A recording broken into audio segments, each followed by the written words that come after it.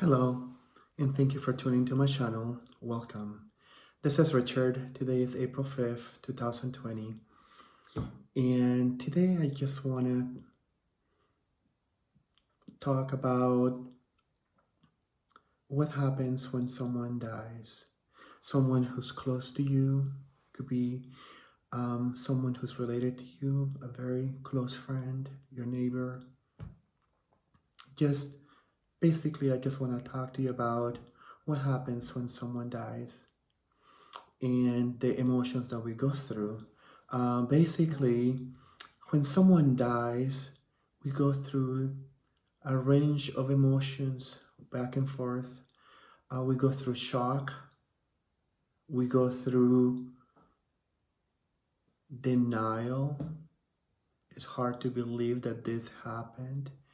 We go through anger, we go through feelings of despair, guilt. Sometimes we think, oh my gosh, maybe if I did this, maybe if I went in this direction, or things like that. We go through many feelings. We feel confused because it's hard. It's all these emotions coming in. And we don't know, even if we experienced loss before, every loss is different. Every loss that we experience brings all this mixed emotions, all this confusion. And so what do we do then when we have all these emotions coming in?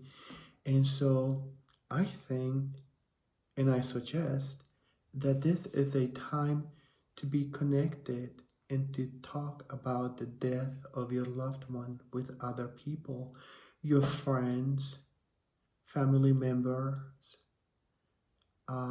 Maybe if you have a counselor or a therapist, someone that you can talk to. Right now we can now go to someone's office perhaps, and we could do it by phone, internet, virtual communication works now.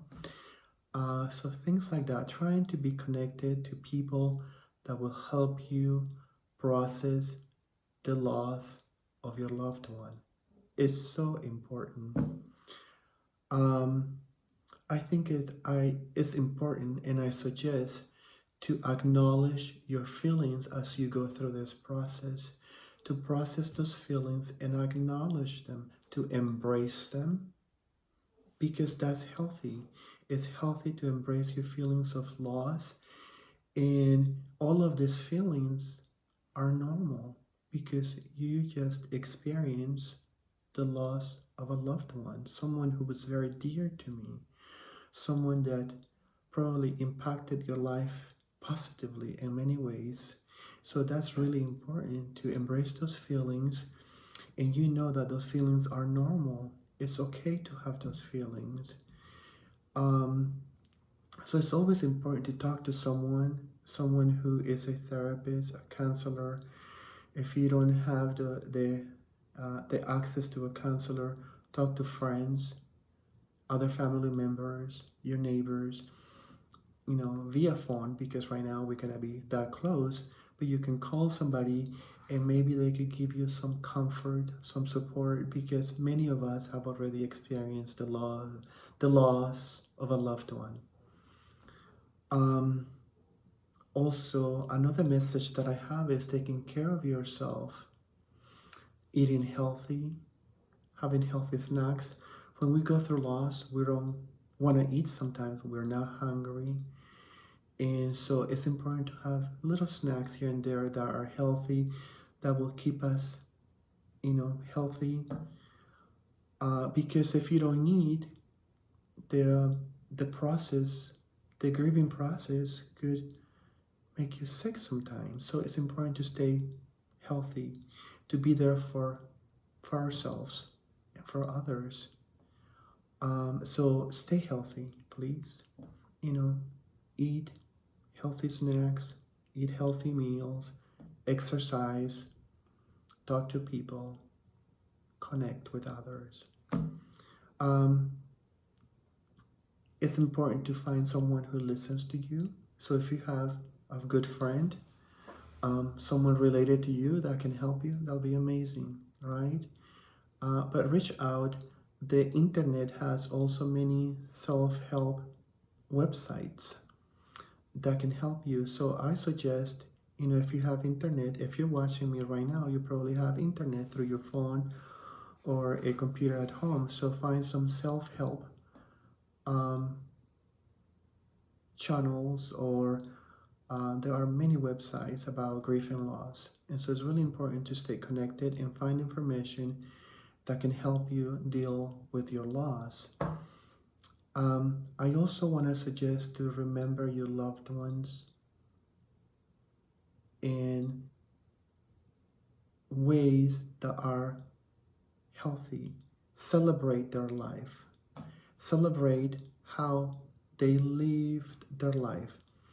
I want to share this with you. When I was doing end-of-life counseling with people who were dying, many of them told me that they wanted their families to know that they wanted to be remembered the way they lived their life,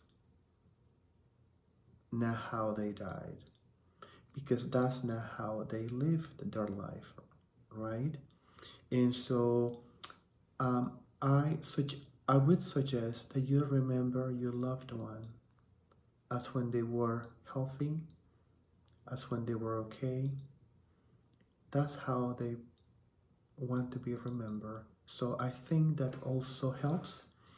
And because, at least for me, I want to be remembered the way I live my life, not how I will die. And so I remember many of my clients sharing that with me, and they wanted me to tell their family members to please remember them the way they lived their life, not how they died. So I think that may help you as well. Also, if you have not had a chance to say goodbye to someone, they were probably in the hospital, you were not able to access them because many reasons, then you can write a letter to them and tell them how you feel, how much you love them, and how you will remember them. And I suggest you write everything you want on there, put it in an envelope, seal it, and you can keep it there with other memories that you have, like pictures and so on. And also, later on, if you forgot to put something in that letter, you can go ahead and write another letter and put it there. And you can make the same suggestions to other family members who forgot to write anything in that letter, And also, if they were not able to meet with that loved one or say goodbye, then they can write a letter as well. If you have a little altar in your house with pictures and flowers, you can put that letter there, along with all of these other mementos there that will help you with your grieving process. And my last message, which I already said, and I want to remind you, is stay connected. Connect with other people. Don't be alone. Find help to process your grief, and stay healthy. And remember your loved one the way they lived their life, not how they died, because that's how people want to be remembered. Thank you very much for watching this channel. And if you have not subscribed yet, please do so, or share with others that may need this message. Thank you very much. Be blessed and have a good day. Bye-bye now.